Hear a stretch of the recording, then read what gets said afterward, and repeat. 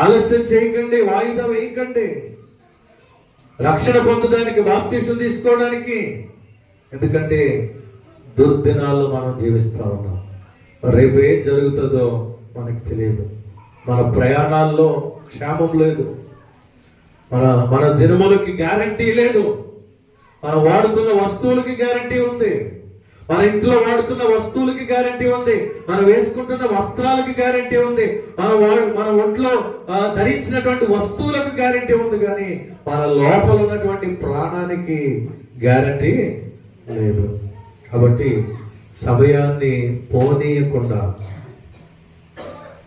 ఆ రక్షకుణ్ణి మన హృదయంలోనికి ఆహ్వానించి రక్షణ పొంది బాప్తిస్మము తీసుకోవాలి.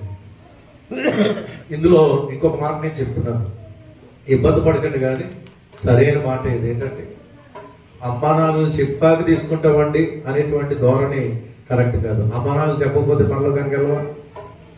పరలోకం అనేది వ్యక్తిగతం, రక్షణ అనేది వ్యక్తిగతం. నువ్వు పరలోకానికి వెళ్ళాలంటే నువ్వు నమ్ముకుంటేనే పరలోకానికి వెళ్తావు. మీ అమ్మ నాన్నలు నమ్ముకున్నారు కాబట్టి నువ్వు పరలోకానికి వెళ్ళవు. మీ అక్క నమ్ముకుంది కాబట్టి నువ్వు పరలోకానికి వెళ్ళవు. మీ తమ్ముడు నమ్ముకున్నాడు కాబట్టి నువ్వు పరలోకానికి వెళ్ళవు. నువ్వు నమ్ముకుంటేనే నువ్వు పరలోకానికి వెళ్తావు. దేవునికి స్తోత్రం.